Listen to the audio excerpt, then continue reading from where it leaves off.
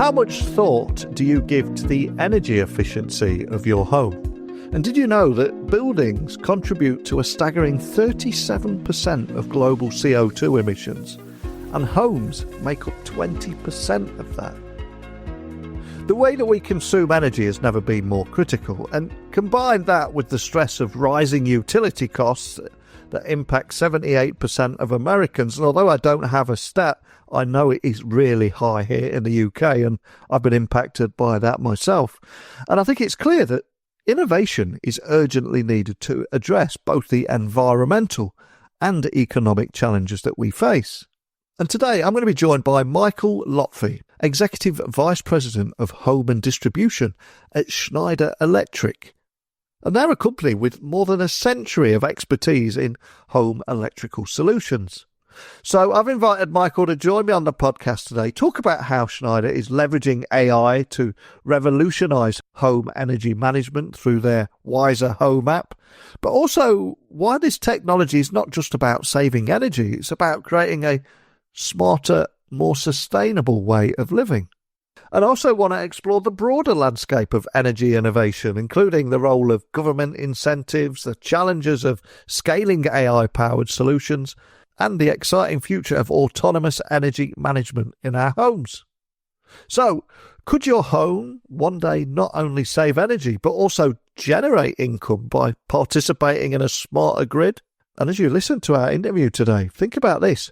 How ready are you to embrace a future where your home is as intelligent as the technology inside it? So thank you for joining me on the podcast today. Can you tell everyone listening a little about who you are and what you do?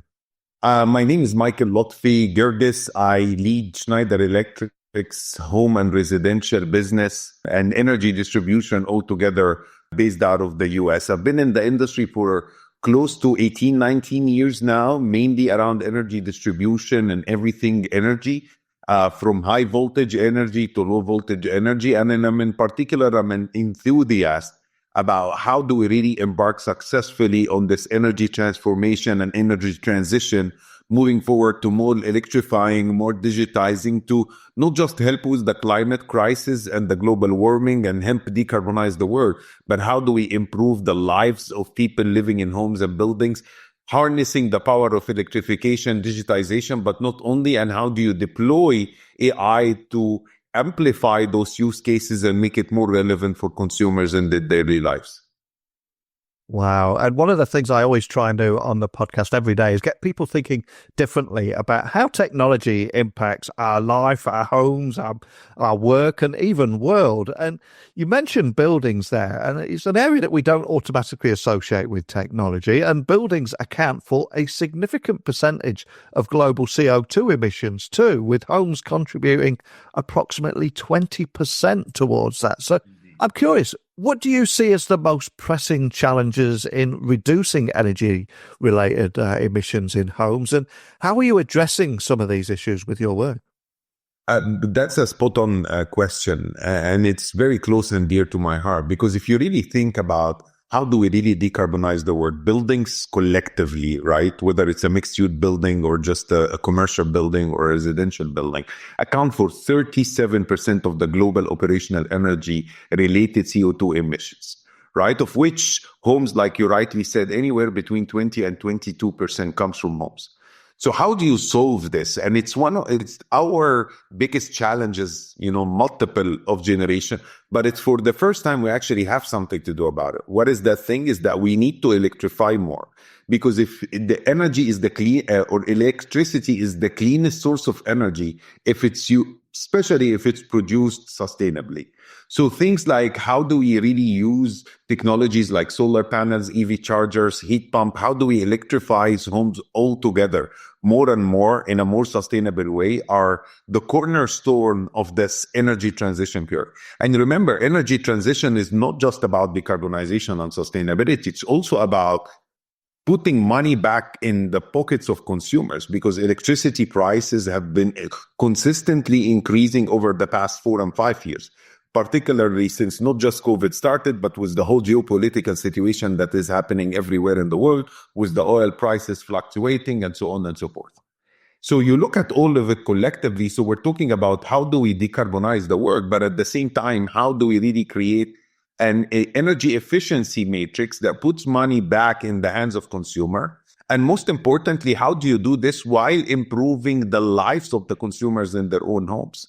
And when you think about it from that perspective, in Schneider Electric, that's what we have been working on for the past I would say 100 years or so, because this year in particular, we're celebrating 100 years of miniature circuit breaker, which is the cornerstone of electrifying homes and buildings, because that little breaker sitting in the panel is the one that is responsible for the safety and reliability of the homes and how you can actually safely and efficiently distribute energy within homes and buildings.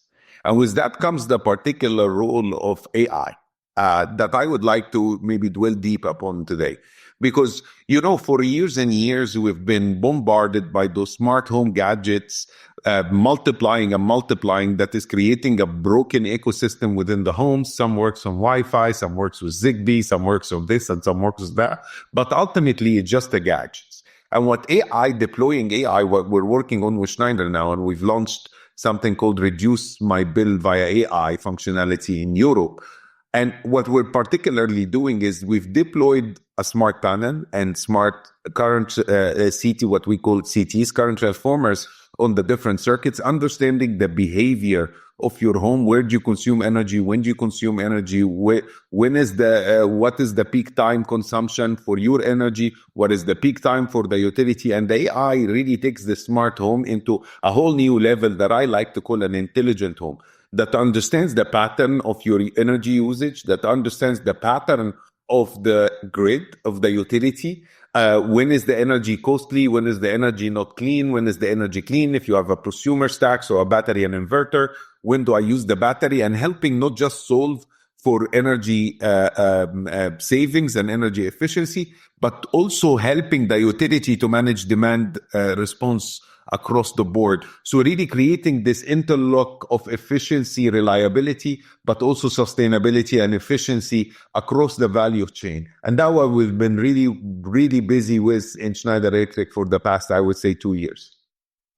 And there are two words I've got to repeat there, and it's value and efficiency. And I think one thing that unites both myself and you, and indeed everybody listening, is all of our families have been hit by rising energy costs, which are increasingly causing stress for so many different households around the world. So can you tell me how I think it's the Wiser Home app that you've created here, which is powered by AI.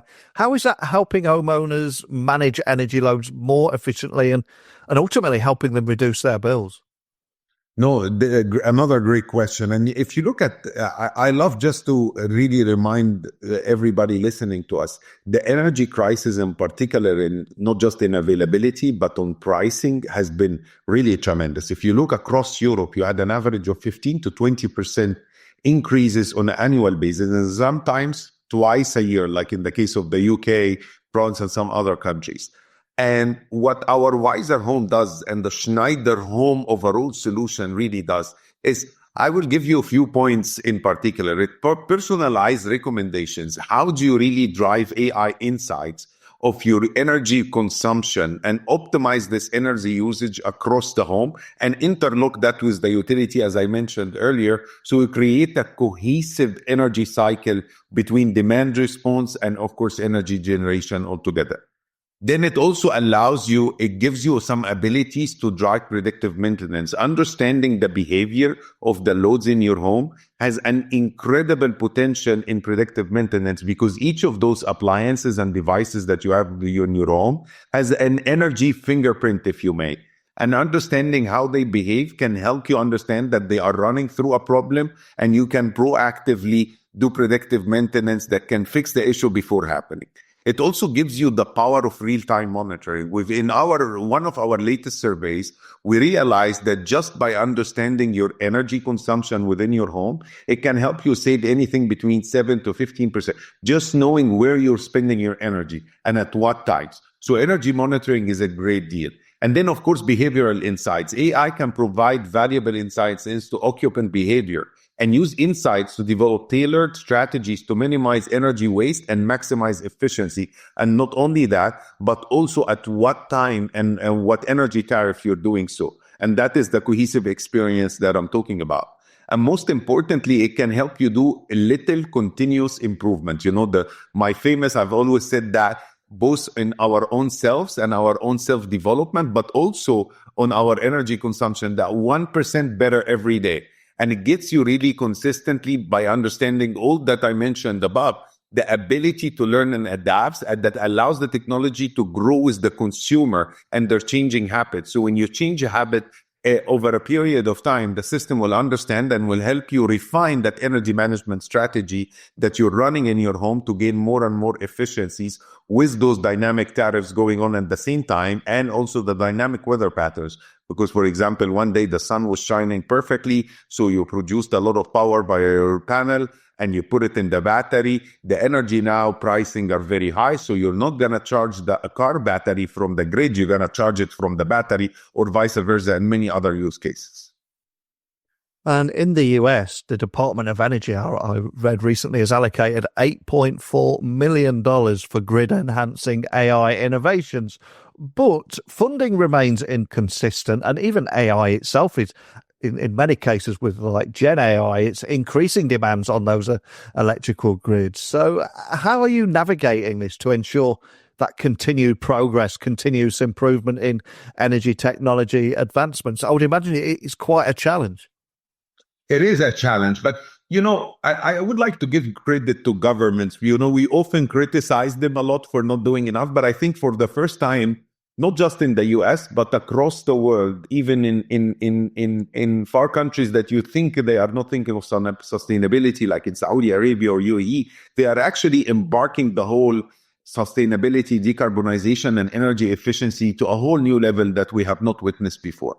And if you look at the US, to your question, I think they have allocated billions of dollars via the IRA Act and so on and so forth, the Inflation Reduction Act, and it will continue, I think, as we move forward. And those are existential for the energy transition process. Why? Because it gives that extra boost to the consumers, to the developers, and even to the manufacturers and innovators like us to really step up the speed of the deployment of those energy efficient technologies, and that embarks on what I call the electricity 4.0 journey, which is electrifying and digitizing for a sustainable energy transformation.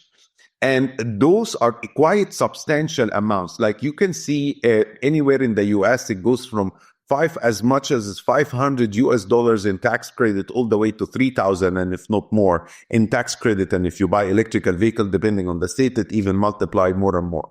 That does give an extra boost. It creates not just demand that helps us create and build more and innovate more to supply, but it also gives the consumer that it solves or unlocks the return on investment cycle if it's a bit too long, or in some cases our consumer, we're all consumers in our own homes. It shortens that cycle of the payback. So it's existential. France did an incredible initiative by subsidizing €600 for every smart home system or smart home energy management system that you install, which is a lot of money considering that the investment is in a small apartment in France. Is quite small. Germany has been on that journey for so long, countries like Spain and Italy as well, and so on. So the momentum is there even in the UK as well. And you look at countries like Saudi Arabia and the UAE were giving incentives. All the new projects like the one My City and so on and so forth are declared as a sustainable project with zero emissions and so on and so forth.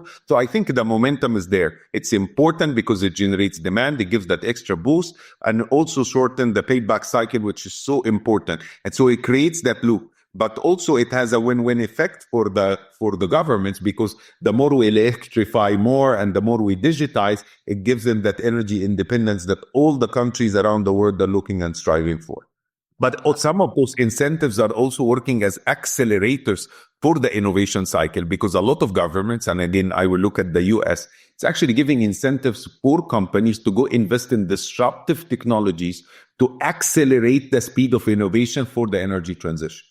We've been working, for example, with not just the US government, but with the European Unions on all those initiatives that help accelerate the energy transition and the innovation that takes the energy transition. And then last but not least is lobbying and working with them closely for those tax credits that accelerates the deployment of those technologies to embark on that energy transition journey. And I think when discussing AI, especially as AI emerges from the hype cycle that we've experienced over the last few years, we're now starting to focus on things like ROI. What value does AI deliver? What problems are we really solving? And I noticed that you've introduced a market-first AI feature in the Wiser Home app that you have there. So can you just walk me through how this technology leverages things like real-time data, tariffs and solar production to optimize energy consumption? Because it'd be great for people listening to understand the kind of difference that AI is making here to that energy problem. Yeah, absolutely. With pleasure. I'm very, very proud and excited about Wiser AI functionality that we've launched in Europe in our Paris Innovation Summit earlier in the year. It's an industry first, like you said, that has never been done before. And we will continue to go on that path of inventing better solutions that are user-centric, customer-centric, that are providing value. But if you look at it from a all AI solution, homeowners with solar panels are predicted to have annual saving anywhere between 400 and 500 euros or US dollar. It goes more and less depending on the size of home, but I'm just taking an average. And if you just deploy our AI functionality without all that, you can actually reach to anywhere depending from a small apartment from 100 to 150 euros. And it goes, of course, the number multiply as you go in with that. And the reason why or how it does that is that you really deploy the AI system, understanding your home energy management system with the smart sensors that you would deploy across your appliances or your main load, like your EV vehicle, your washer, dryer, your HVAC, and so on. And it really gives you the first and foremost, the power of knowledge, the power of visualizing your loads. Because I can tell you most of the time, if you don't have a smart system, and I can tell you what we've actually done that survey and we've asked thousands of people, what is your biggest energy consumption in your home? And you will be surprised. Most of them thought that the lighting is. So that's why everybody's walking around and switching light here and there off. Even though that with the LED technology, actually lighting is only represents 5 to 7% of your entire energy consumption, and your electrical vehicle, your HVAC go up to 50 and 60%, and then and so on and so forth. And just giving you this power of knowledge helps you save up to 15%, of 7 to 15% on average basis annually of energy consumption. So AI does not just give you this visualization, but it actually gives you the power of making smart decisions, smart and intelligent decisions on when to use energy, where are you using the energy, at what time, what is the tariff cost at this time, do you have a battery or not, and if you have a battery, is it better to use the battery now? And do all this in conjunction with dynamic tariff pricing, with weather patterns, your behavior on how many miles you drive your car every day, when do you switch on and off the light, and of course the weather patterns, not just to produce the energy, but also to understand when do you need to heat or cool your home. And put that on ultimate intelligent power in your hands to continuously become one day better every day, but really make those smart choices on your behalf to save you from 100, as I said, 100 to 50 to 150 euros, but all the way to 200 and 300, of course, how big you deploy the system. So it puts real money in the pockets of consumers, which is super important. That's what we focused on in this AI functionality that we added to our Wiser Home app, because we wanted to make it tangible. We wanted to make the consumer understand how much money you're saving every month and you're putting back in your pocket. How much CO2 emissions you are saving with every kilowatt hour that you're saving. So it really gives you that power back in your hand, and it can make decisions on your behalf, which I think it's also a very first. And if we also throw in extreme weather events that we're seeing around the world, combined with those rising utility costs, I'm curious, what role do you see innovation playing in building resilience in home energy management? And how are you trying to lead this effort as well and help customers? That's a great point. I mean, the weather patterns are continue to happen. What we can do is how do we really, that's why the whole topic of how to decarbonize the world, because the only medicine that we have that we know that will work The science tells us that will work is to decarbonize the world, so we make them less. But for the current moment, they are not really under our control. So what we need to do is that how we make those energy sources more resilient. How do we make the homes more dependent? And this is where what I call the rise of prosumer will continue to be super important, is that how we can produce energy on our own and consume it, and then create this community of virtual power plants, community power plants, where we actually not just produce energy for ourselves, but we can share it as a community for whomever needs. So this is going to become very, very important in the whole topic of not just energy efficiency, but energy reliability and independence as we go on from a home perspective. So this is going to become a very, very major role that we play to decarbonize, but also solidify the energy reliability in the homes. But there is also a lot of other topics that we do, because a lot of the power outage does not only happen in energy, in a climate situation. There is a lot of power outage that happen because the peak hours, everybody's plugging their cars, the factories are still working. It's extreme weather event, whether it's extreme heat or extreme cool. And then you are either overheating the homes or you're overcooling the homes, and it all happens at the same time. That's why the solutions that we're working on, whether it's AI or the smart panel that we're creating, like the smart panel that we launched in North America, and in particular in the US, the Schneider Home Pulse panel with the Schneider Boost and the Schneider Charge and the Schneider battery, but also in Europe with our Resinine Energy Center, that are focusing on really decoding this whole new energy transition or energy transition to consumers. So you have a hardware stack that really enables you to plug in all those new energy sources, but also loads like the EV vehicle. How do you plug in a charger in your home for your new electrical vehicle? How do you do that safely and reliably? And how do you also do the energy transition, but also how you digitize all that via the AI and the software in the Wiser app?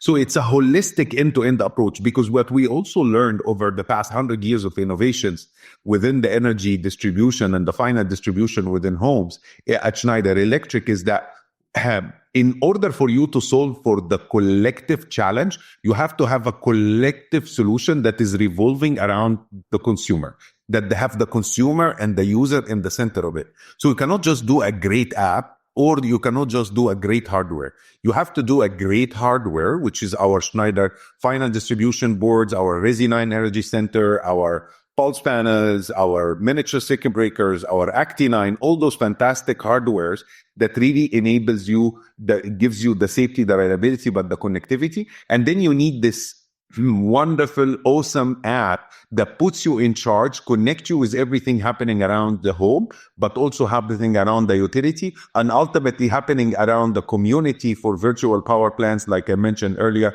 that are on the rise, not just in the US, but in Europe as well. And as someone that's right in the heart of this space, I'm curious, what do you think are the main opportunities and indeed challenges in using AI to transform how consumers interact with their energy systems? You're right in the coalface here. I mean, I'm curious what you think the AI, the kind of difference that it will make here. I think we're just scratching the surface, just to be very, very clear. Every day we're discovering the power that AI can put in our hands, but also the use cases that we can put safely and reliably in the hands of the consumers.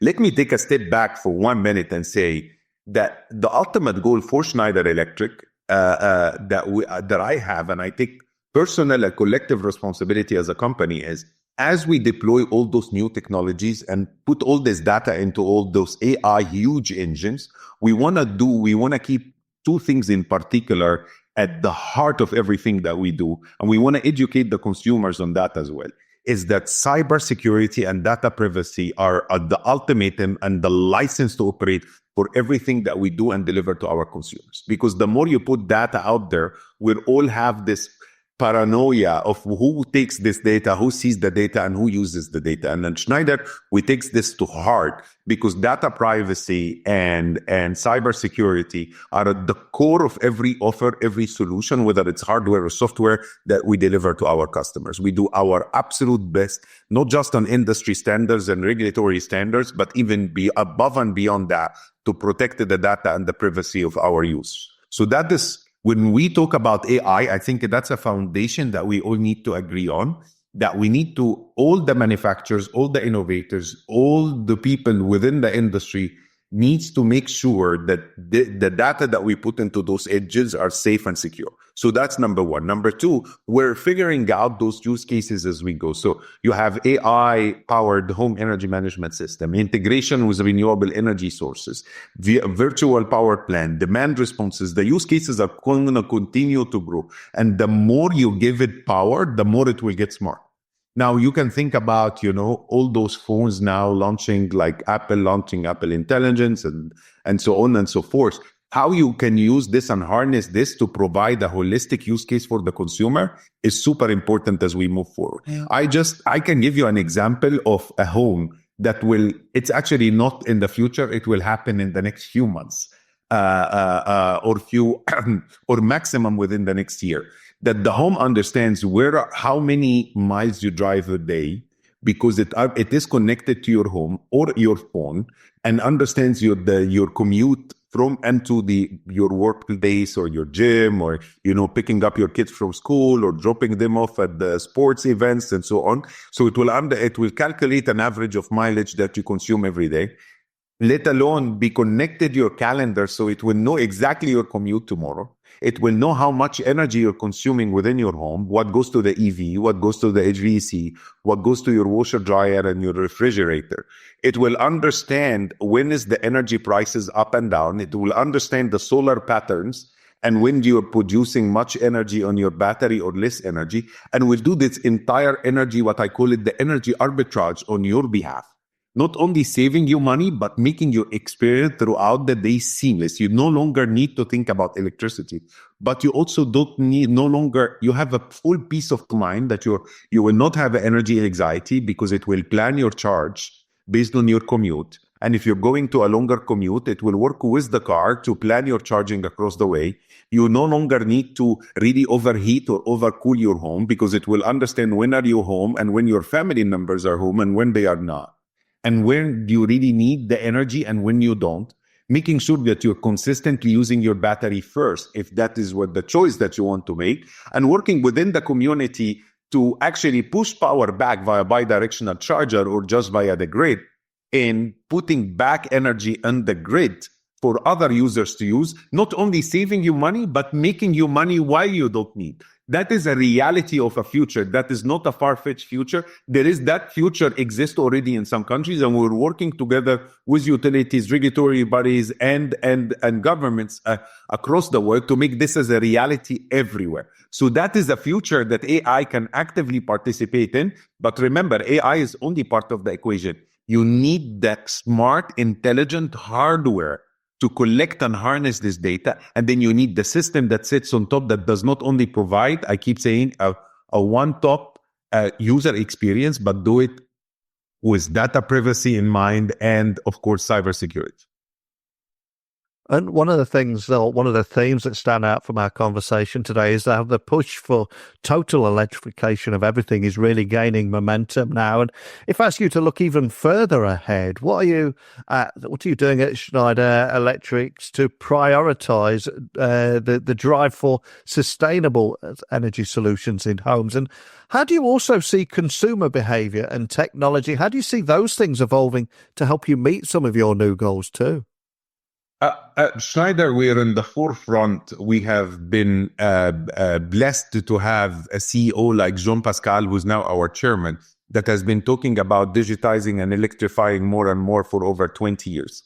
Really, it's no wonder that Schneider is the most sustainable company in the world. And now with the vision of Olivier Blum at the helm, we will continue to drive this forward. In my specific domains, when it comes to home, we continue to innovate. As I mentioned earlier, we've launched a multitude of offers, more than 40 offers across Schneider globally in the home space this year, really focusing on energy efficiency, sustainability, and energy reliability. And we will continue to do this. For example, we have been in the forefront of this rise of prosumer. We communicated clearly that we've launched actually in North America a few months ago. We've launched our own battery, our own inverter, and our own chargers with our own smart panels, giving this homeowners one-stop shop to embark on their electricity 4.0 sustainability and prosumer journey for their energy transition. And we will continue to do this as we go, because there is no future without electrifying more and digitizing more. I just simply don't see it. For